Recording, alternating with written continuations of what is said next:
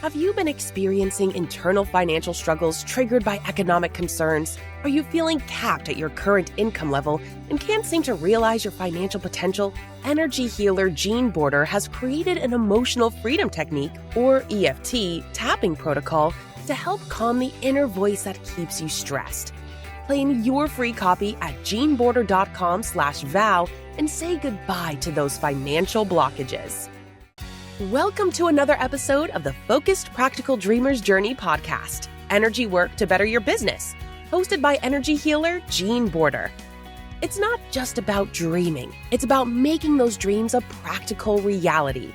Subscribe to us via your favorite network by visiting our website at www.focusedpracticaldreamer.com. Now, get ready. Your journey to success starts here. Hi, everyone. It's your host, Jean Border, with another episode of the Focused Practical Dreamer's Journey podcast, where we talk everything business related and how energy, mindset, psychology impacts not only your personal life, but also your business decisions. I have a special guest with me here all the way from Australia. But before we get to Kate, I want to remind everyone that if you're having some financial stress in your world right now and you like to work with the energy modality of tapping, EFT, emotional freedom technique, there's a free resource for you. Just hit the link down below, jeanborder.com/vow. Do a few rounds of tapping before you make any financial decisions so that you come from a place of calm versus fear or tension or stress or reaction, okay?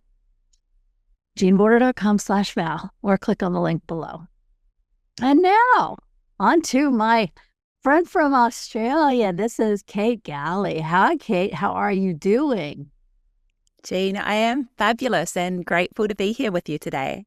Cool. So tell our listeners a little bit about you and how you ended up where you are. Amazing. So I am a personal trainer, podcaster, and author. I live in Noosa on the Sunshine Coast here in Australia, so it's pretty ideal. I call it paradise. And, I first got into fitness decades ago now as a way to transform my body, definitely. However, even more so, I think my confidence. I was debilitatingly shy, particularly as a teenager, just before I got into the gym at about 18 years old or so. And the confidence that comes with transforming your body, that mindset-related confidence, that is applicable to every area of life, particularly business. And that is one of the things that I love most about what I do now, working with clients, both online and in the gym, helping people create the mindset that makes prioritizing their health simple, sustainable, and also fun. Long-term, it has absolutely got to be fun. And it's also something it's easy to let slip. Do you know it can be, like, as a personal trainer, particularly when people come to me in the gym, they're motivated. They might have, a goal or a date coming up, and they're full of that enthusiasm that we all have at the beginning of a new lifestyle change. And they want to get going with all the actions. They want the best eating and the best exercising actions to get those results. And I've got all of that. However, I don't want anyone to skip that. The mindset component is the work we need to do up front to lay the foundation for your future ongoing results, because it needs to be long-term and sustainable, and none of this frustrating stop-start approach to healthy eating and exercise that so many people punish themselves with, to be frank. Something that we have a lot here in the States, and actually I saw it in Australia when I was there, prepackaged foods that don't really have any correlation to the food that they're supposed to represent.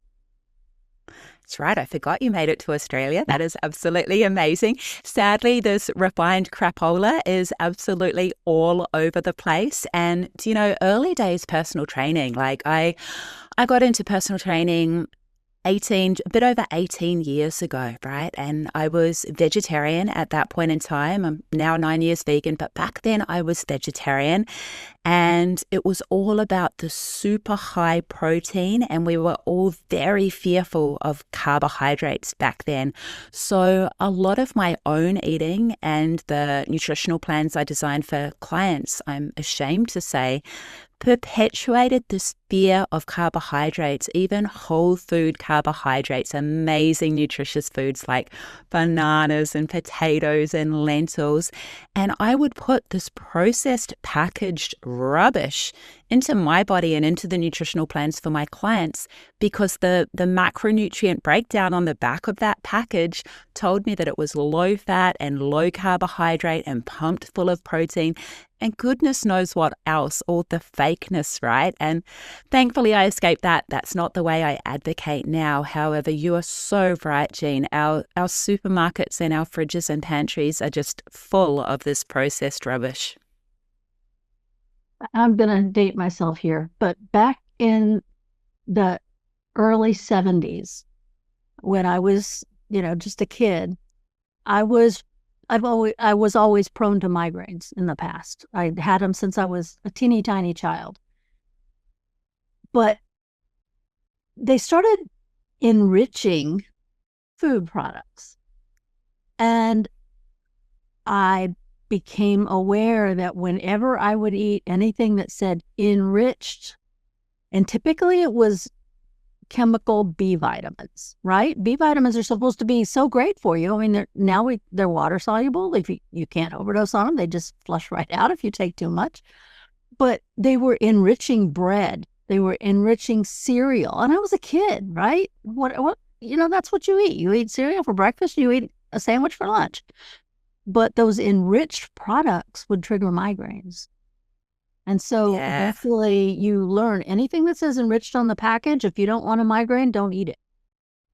And my favorite cereal, this is going to sound, I know it's too much information, was alphabet cereal. I loved that. I would eat it as a snack. I didn't eat it as, with milk. I just ate it plain, right? And I would get the worst headaches. And I had to lose my favorite cereal because the pain wasn't worth it to me. I mean, some of the best advice I can give to my clients and to our listeners is to look at the nutritional panel and the ingredients on the back of a product. Ideally, there isn't even any nutritional panel because it's just an apple or a potato or whatever it may be. But look at the panel on the back and see what is actually in the ingredient rather than looking at the marketing on the front of the package, because that is all marketing to sell us on why we need to buy this now, what we might be missing out on. And generally, it's not in our best interests. And Jean, I'll share, my favorite cereal was Crunchy Nut Cornflakes, and I ate it straight from the packet, no milk. And that was my go-to breakup food in my early 20s. And there were many a packet of Crunchy Nut Cornflakes devoured in my early 20s. Too funny. We all have comfort foods, right? 100%. You mentioned the packages. I know this isn't strictly business related, but it is, because if you're not healthy, neither is your business, right? You can't sustain it. On the packages now, it's very scary. The marketing is so good that people don't read that little section in the back that tells you exactly what's in it. And now some of the canned goods in particular have warning labels, may contain lead. Well, it used to be everybody knew really well that lead poisoning, like the old lead pipes that in the States at least, the lead would leach into the water that would come through the pipes, and when it would make a person crazy. That's what it did. It made you nutso. It inhibits the brain activity. It is a really dangerous thing. And now you go buy a can of corn. If you don't read the label, it says may contain lead on some of them that are being imported from countries where that's not a big deal. They're just, shipping it out of their country anyway. So, but it's not something we expect. But reading the labels is so critical now.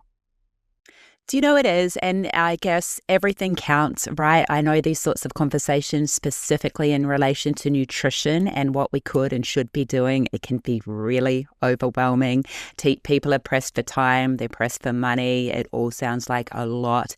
However, one eating action at a time, wherever you can read that label, wherever you can be aware of putting into your body what is good for your body. You and your body are a team, as you say, Jean, to be successful in business, to be fit, strong, healthy, and happy is going to give you every advantage in business, especially in the long term, right? Because I know as small business owners, we often have huge goals, and that is amazing. Generally, they take us more time, more energy, even more money than what we would love. And so we need to be healthy long term to have the energy to make it happen. When you started your business, was it easy? Did it flow, or did you have some issues that you had to work through? Of course, I had issues, absolutely. And I'll speak to the business from hell soon. However, early days personal training, I worked in fundraising for not-for-profits, which is funny now that I'm vegan and animal rights advocate. It's kind of almost full circle. However, early days I worked in fundraising for not-for-profits, and that went well until I decided I needed a change. I thought that I'd been obsessed with health and fitness from when it first transformed my body and my confidence. And it was the only thing that I never got bored when people asked me about it. They'd ask me for advice and I could just talk nonstop, and it was never boring. And I thought at about 28, I'm almost too old to become a personal trainer. What a ridiculous limiting belief. At 28? I know. And so I studied gosh. it. I know, ridiculous, right? I was a baby. I'm about to turn 48. However, when I first got into personal training, I landed in a fantastic franchise where the owner was still very hands-on. He was an amazing boss. He spent a lot of time with his new trainers. And that was fantastic, actually. It was probably the best possible start. I decided on the sort of trainer that I wanted to be. And I think this is good advice for anyone in any business, whatever you're going into, if you're new or even if you need to refresh yourself, consider 2 words that describe the type of professional you want to be. And for me, it was focused and positive. I wanted to be the most focused trainer in the gym because I know personal trainers have a reputation for being on their phone or looking in the mirror. So I wanted to be the most focused, and I wanted to be the most positive because I also knew as much as I love the gym, many of my clients don't. And I need to be that bright spark of happy in their day to help drag them through because it might not come natural and it might not be for fun for them yet.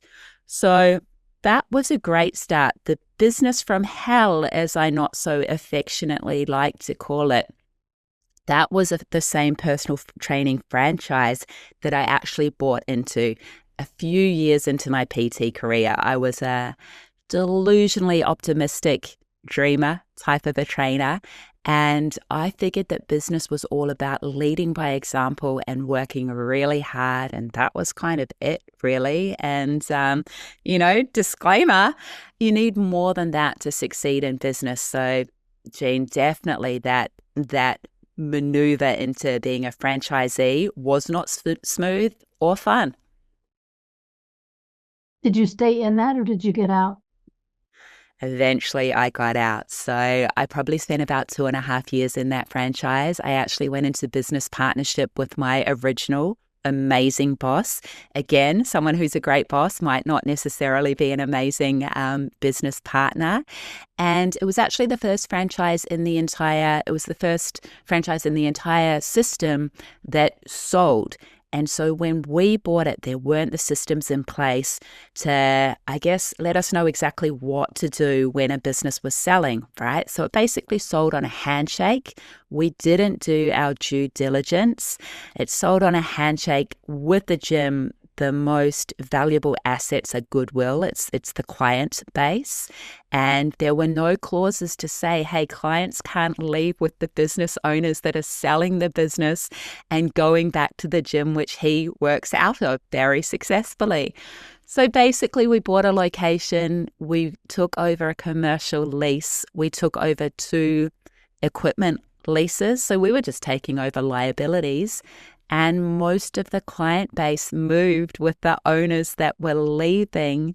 And, again, so many learnings, right? There was so much in that business. The team were rotten, as my business partner described them. But in my little dreamer heart, I was like, yeah, but they're nice people.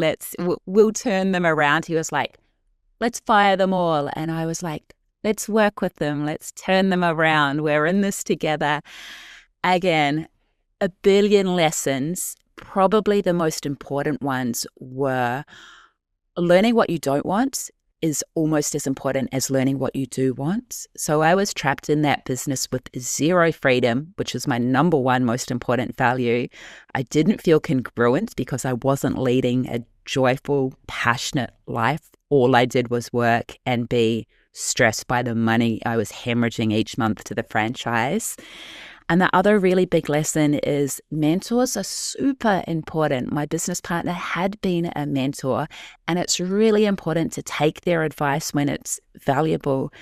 However, equally, you need to learn to back yourself 100%. And that was my big learning, that certainty of self that I cultivated through surviving in that business and eventually escaping that business. That was the lesson that probably means I don't regret that bad financial decision, because probably the learnings made it worthwhile. Well, that's a positive way to look at it, because you can't change the past, right? Exactly. One of the things you said in there, I kept thinking, when people show you who they are, believe them. And if they were not the best employees, just because you wanted them to be, doesn't mean that was their goal. So, it's so true. And I learned that the hard way as a new personal trainer as well. I would often care more about my clients' goals, their body composition goals. But generally what it was back in the day. I would generally want it more for them than what they wanted. And I would almost put the pressure of my expectations on them because I wanted it so bad for them. And I would get disappointed if they didn't achieve the goal, perhaps even more than they did. And I had to learn, hey, I'm here to achieve my goals in health, fitness, and business, not to achieve their goals. All I can do is support them along the way and not put too much pressure on them. And it was exactly the same with my team, with my employees. I was delusionally optimistic. And as you said, I got those signs probably in the first week, and I chose not to believe them. And, I will say the team that I did come to recruit in that awful business, they were my saving grace. My clients and the team that I did form eventually, they were absolutely amazing. And that was another positive from that business. That's cool. I work with a lot of what I call younger healers, maybe less experienced, that kind of thing. And it's very easy to take on guilt when the client doesn't get the results that you want them to have. But it's not your place. It's their place. They get to choose. And are they going to follow the regimen that you've set out for them? Or are they going to just do part of it? It's their choice. But so often we want to influence their outcome, and we want it to show up the way we want it to show up, but it's not our life, right? Exactly right. It's not effective. It's not joyful. It's certainly not fun. And also, particularly if you work one-on-one with clients, it's not sustainable because it takes so much energy, right? I mean, going back to those two words that I chose, and they're still my two words, focused and positive. Positive is amazing. That comes there's only benefit to that.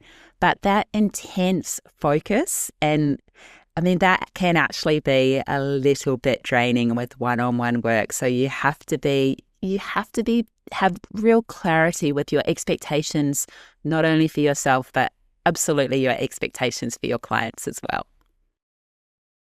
But also it's important, and I'm speaking from the healing world. it's important for the client to be clear on what they want, because they may want something different than what you think they want, right? If your goal was this, but theirs was, no, I just want to come into the gym for an hour and not hurt myself, but be happy that I did some kind of physical activity. That might be different than you with measuring body mass index or whatever it is that you're working through right now, right?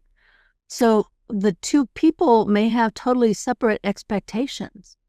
But if it's the client paying, that's what matters. What do they want out of the experience? And then you bring your happiness and joy and your focus to allow them to have the best experience while meeting their expectations. I love that you went there, because the first step I always go to when a client gives me is open to doing that mindset foundation that I spoke to very early in our conversation. The first thing I always go to is a defined step where we define, yes, your goal, what you're looking to achieve in your life.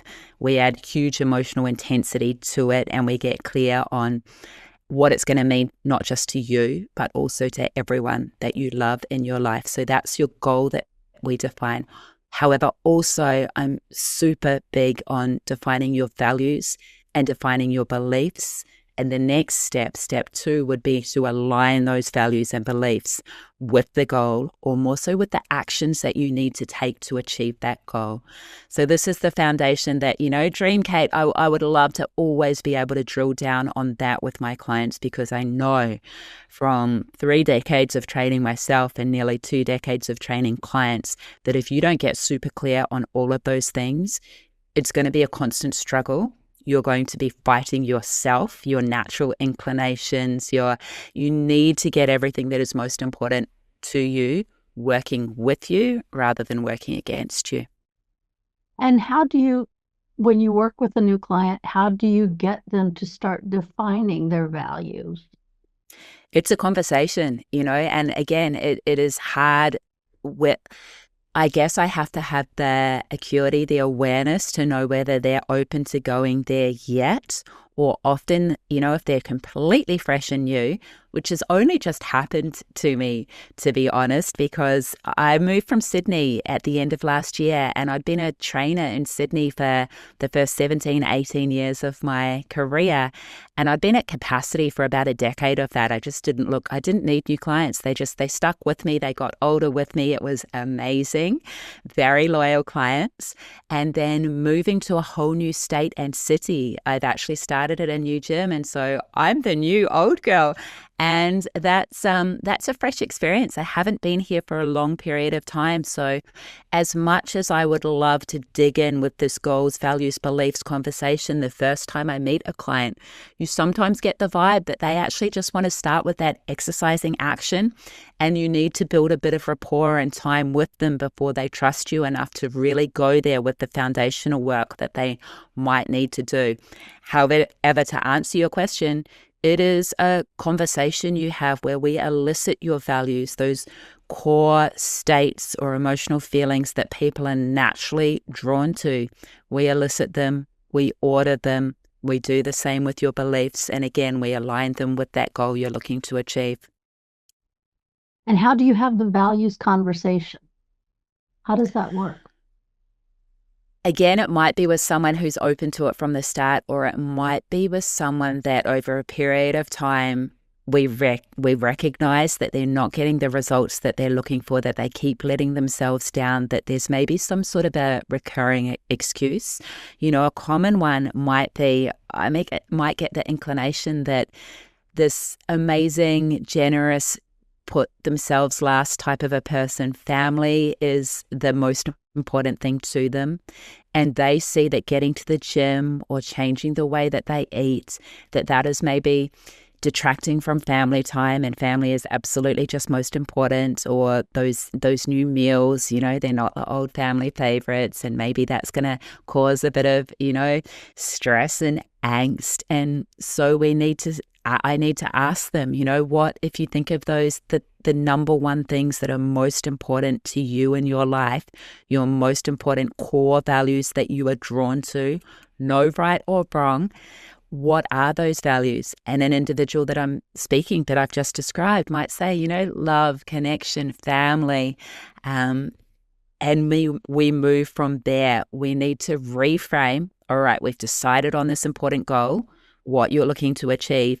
We need to reframe or find a supportive way of looking at the actions they need to take so that it is in alignment with that value of family or love or being a good parent, whatever it might be, so that they see those actions they need to take in the gym and with their nutrition as completely congruent and in alignment with that great mom or dad that they want to be and that they are. And the same conversation is true for business owners when they get into business. If you don't know what your end goal is, if you don't know what your values are, which may interfere with some of the goals you set yourself up for more tension, right? For more issues. So having that conversation with yourself can be invaluable. Working my 12, 14-hour days, and I'd be listening to, it wasn't even podcasts back then, it was audio books on my phone. And I'd be studying and I'd be learning all about the power of values and beliefs. And in eliciting my own values, I realized that freedom was absolutely number one. And I'm sure many small business owners and entrepreneurs relate to that. We got into business for the freedom it gives us. And often, as was my experience, it becomes the exact opposite of freedom. The cliche is, wow, we have the freedom to work every single hour of the day and always constantly think about our business.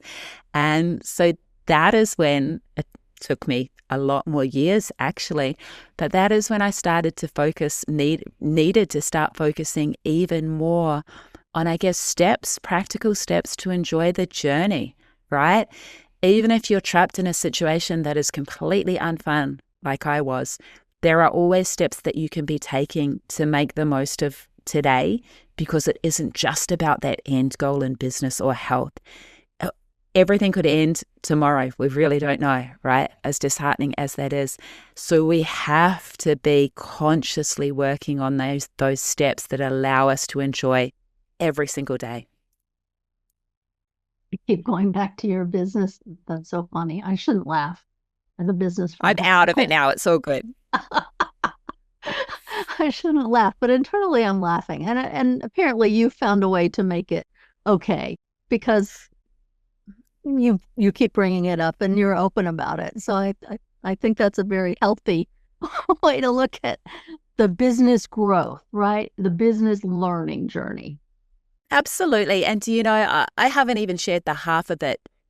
Suffice to say, I eventually got a business broker to help me sell the business. And he was a grizzly old, decades in the industry, no mucking around type of a gent.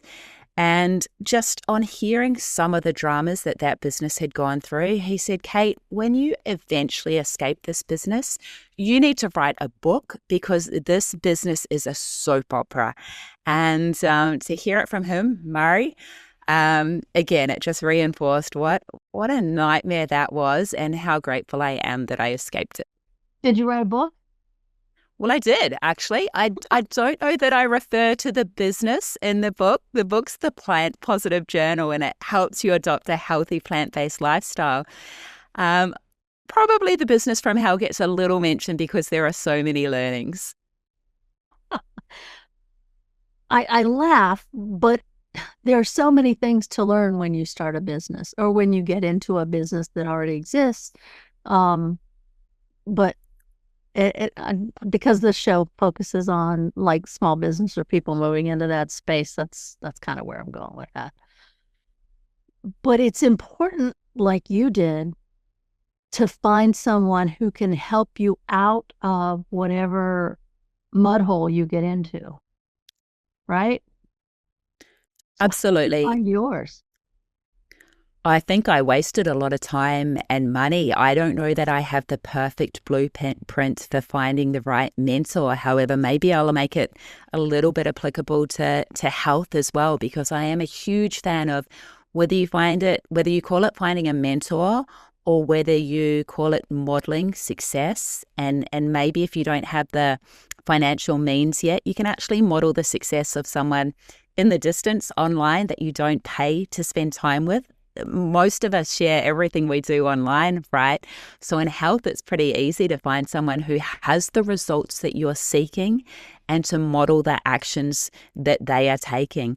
And some of my key tips here is don't just look at the results that they have, look at the sacrifices they make and the lifestyle they lead to have those results, and absolutely applicable to business here as well.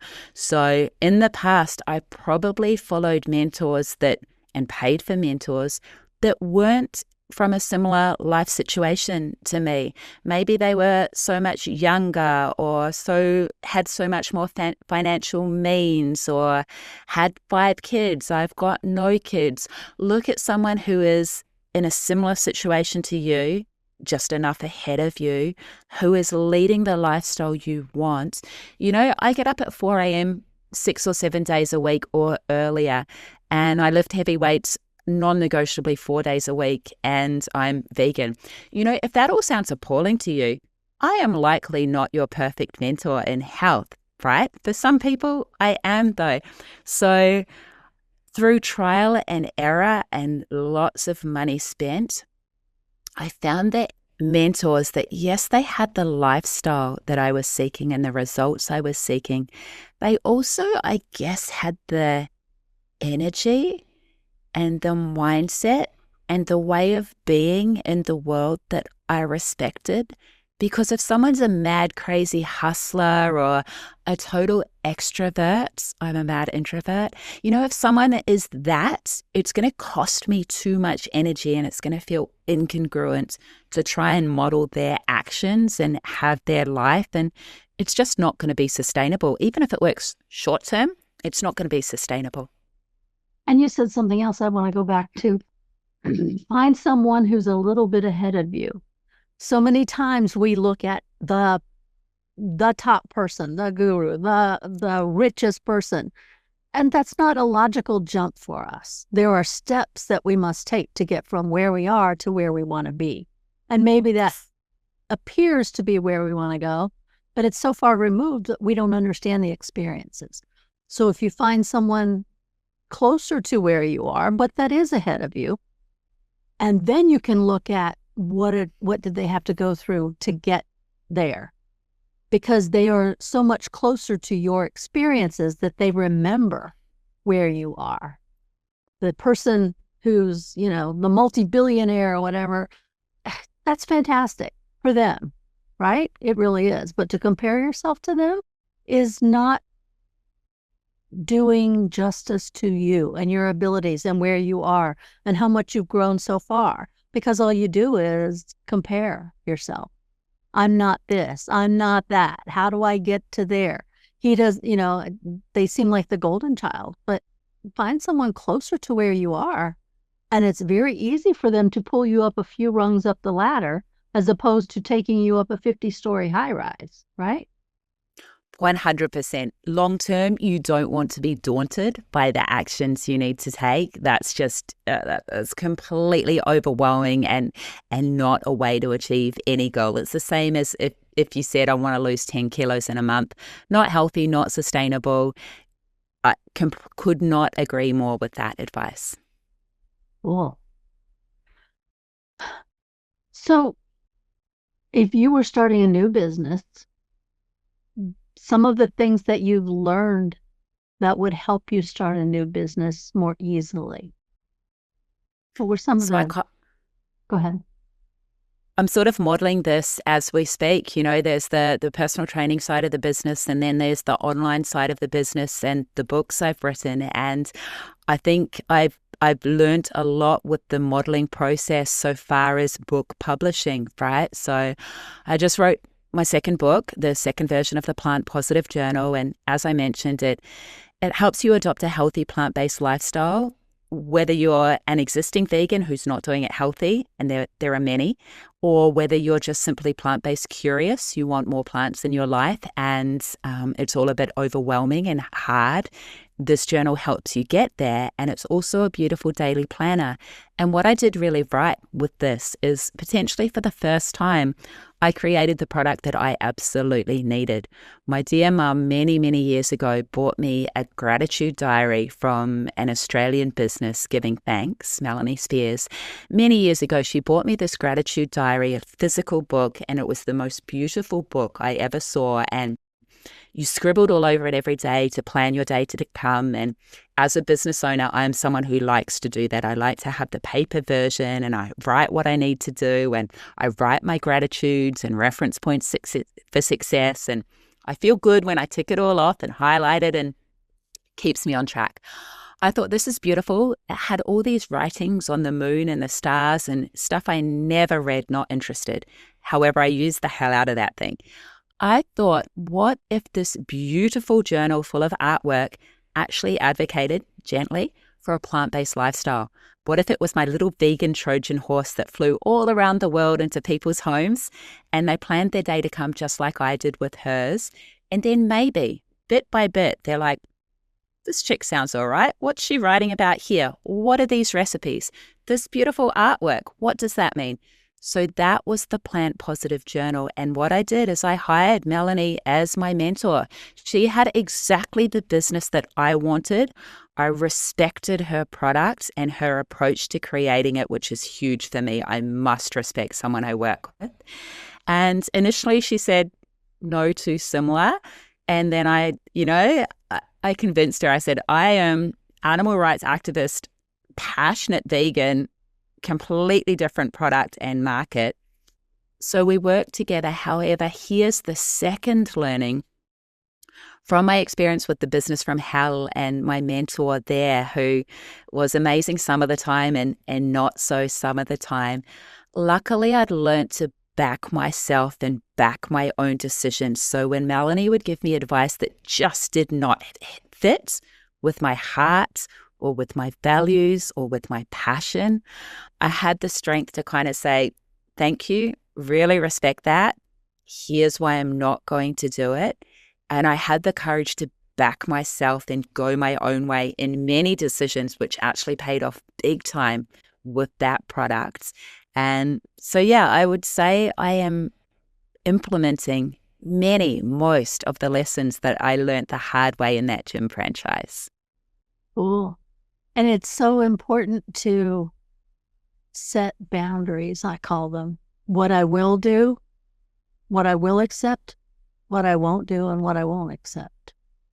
But you have to be confident in yourself and like you said, understand your values and how that fits in with your goals, with your targets, right? Really good point. I am amazing, almost too good at setting boundaries with health, right?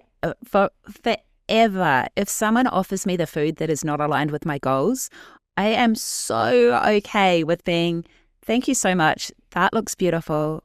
I'm not going to eat it. They might get a little bit offended. That's their problem, not mine. Becoming vegan 9 years ago, I got even better at that, right? The cauliflower cheese my mum would make for years and years when I was vegetarian. The first time I had to say, Mum, thank you so much. It looks beautiful. I used to love it. I'm not going to eat it. It's got dairy. That was hard and awkward. However, it meant that she didn't make it again. It was one hard, awkward conversation. She didn't make it again.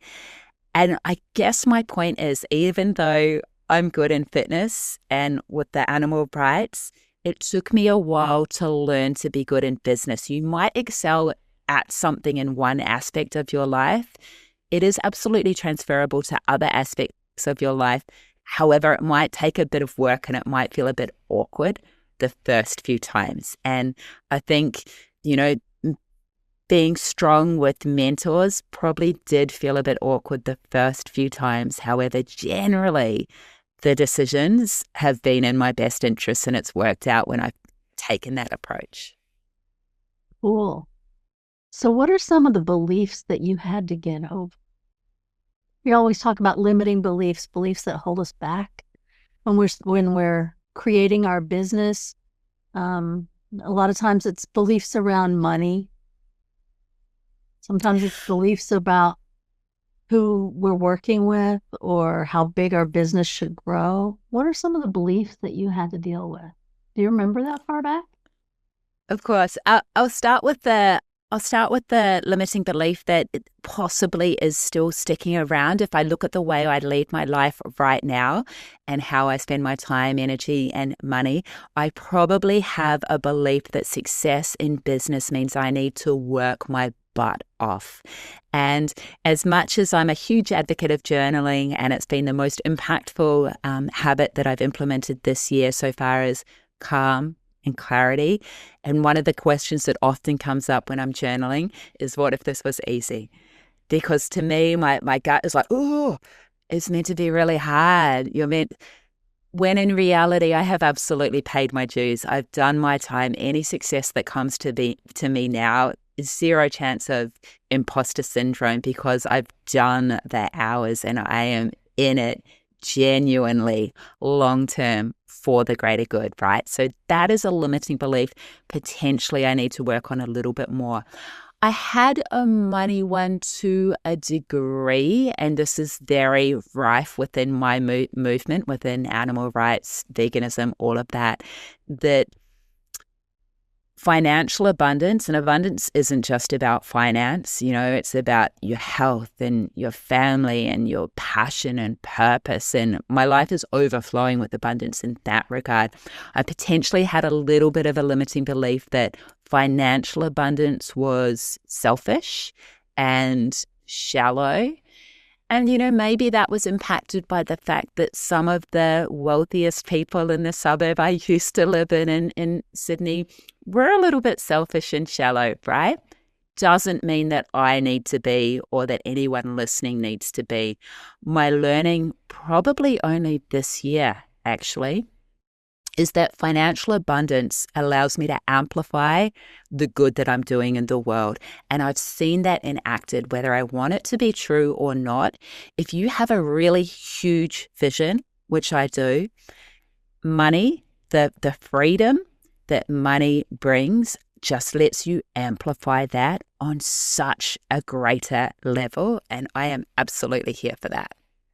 Yeah, one of the sayings that I like is, if you think having a lot of money is bad, you haven't given enough of it away. Yeah, great. Yeah. Because the more you have, Amazing. the more you can help, right?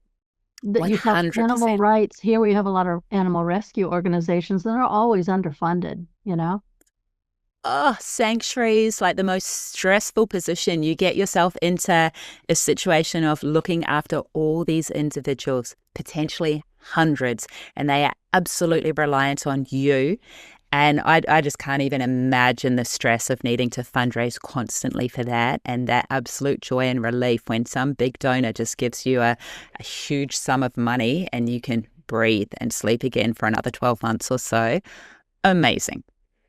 Yeah, all the funny beliefs people have about money, that you heard your parents say, only rich people do that, or they say it in maybe what you perceived as a negative way. Maybe they meant it negatively, maybe they didn't, but it's the way you took it. So that got stuck in there somewhere, and you grew up thinking, oh, there's something bad about rich people. I don't know what it is, but I don't want my parents to think I'm bad, so I don't know if I want to be rich. And so there's always that internal struggle. Yeah, I want a lot of money, but I don't want to be rich. Yeah, it's like, well, right?